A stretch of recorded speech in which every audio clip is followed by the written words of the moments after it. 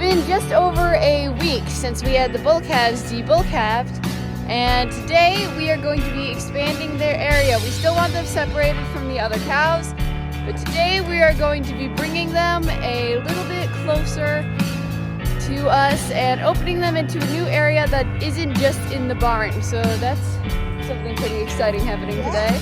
But before we get into that, I'm going to be teaching Bunky, as mentioned, some of the basics of bird care, because she's going to be taking over the bird area for me.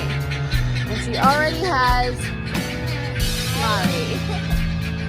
And we'll get into that right after this. You'll see my face in every place, but you can't catch me now. So today I think we're going to teach you about the chickens. Okay. Mari is already the expert chicken carer. Yeah, she's already checking the egg. Yep. Mari, you gotta get down now, hon. Down. Down. Mari, down. Good girl. So, every morning you gotta check for eggs. Since it's cold, are you checking, Mari? Since it's cold, we're getting like 1 or 2 eggs a day.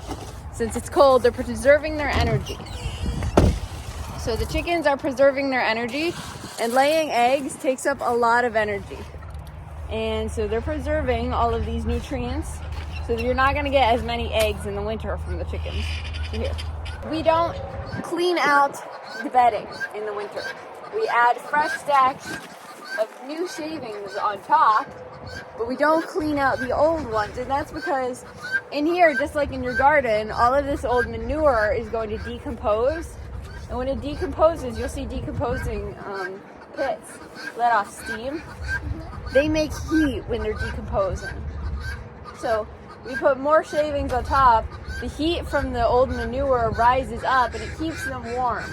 And then come spring, we get all of this out of here and we start doing clean bedding again. But doesn't it give them like No. Yes, that is a good point. So their droppings contain something that our urine contains, and that is ammonia. And the ammonia buildup in a chicken coop has cost the lives of many birds. And we've lost ducks to that and chickens to that. So while this is an excellent way to keep your birds warm in the winter, if you don't have a well-ventilated coop, this can also be their downfall. So come here. When I built this thing, we included vents here. So this will let out some of the ammonia since heat rises. And on top of that, we got these cute little baby windows. And I keep these open unless it's got a severe wind chill. Then I close them so they don't get too cold. But that allows for a clean... in the winter? In the winter, in the real tough winters, they're closed most of the times unless it's a good day. Especially considering that there's a draft a lot. So we don't want them to get too cold. But with the windows open, this allows for a great wind flow. So a light wind will come through the vents and come out here, carrying all of the ammonia out and into the air. And then it's not trapped in there with the chickens. So this is a great system. How can you tell when a chicken's sick with this stuff? It's hard to tell.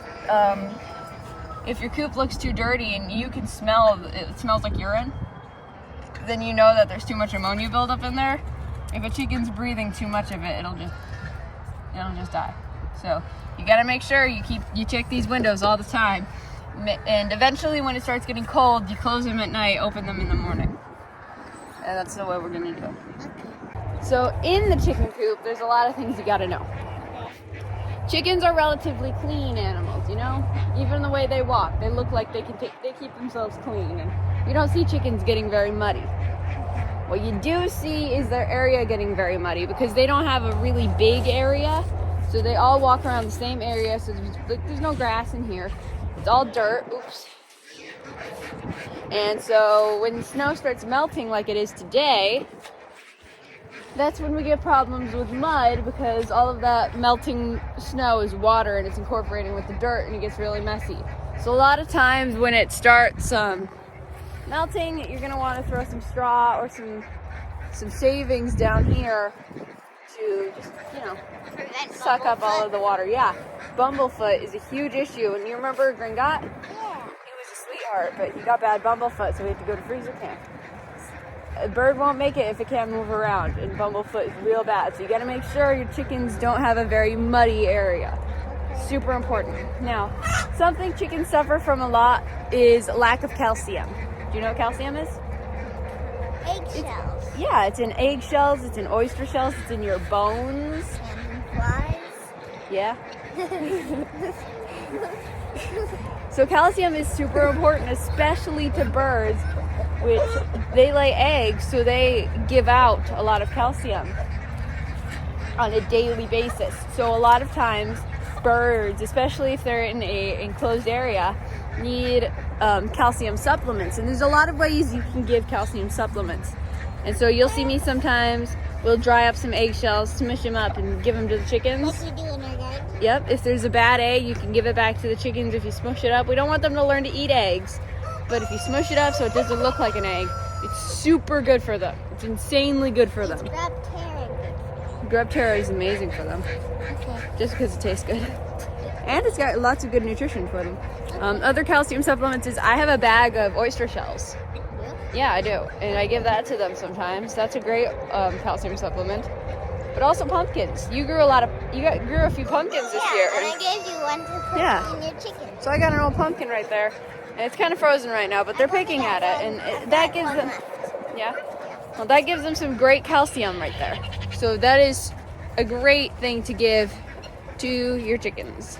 Yeah. So I'm over at the cattle barn, and this is where the calves have been staying for about 10 days since their debull calving. And the issue is that since it started frosting up with the ice, it's been really hard to bring their water to them because we have to fit this hose down here in between those rails just to get them water. And that's been a difficult task. So today we're going to spread out their area so they can go further and to an area where it's easier for us to get water to them. And I brought along a friend. He rode in the tractor with us. Come here, Fox. Look how big he's getting. Come on, look at the camera. Fox. Fox. There he is. He's a good boy.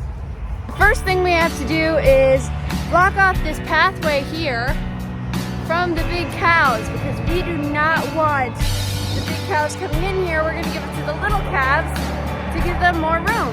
So we got to close off the gate so that the cows can't come in here, the big cows. So right up against the hot wire here, we put up cattle panels, and we did this because sometimes calves will get out and go through the hot wires to be with their moms, just because they're stressed sometimes.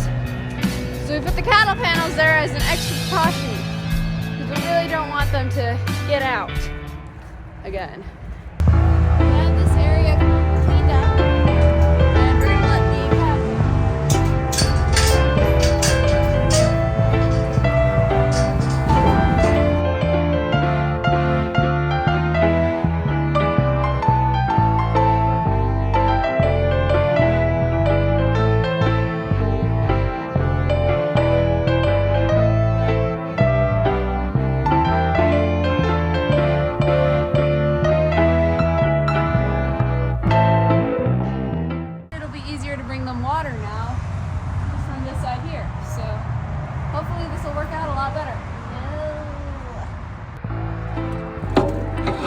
We hope we'll be able to see you at our Monday Night Lives at 9 p.m. Eastern Time for some live music and requests, and to hang out in the chat with some of our favorite people in the world.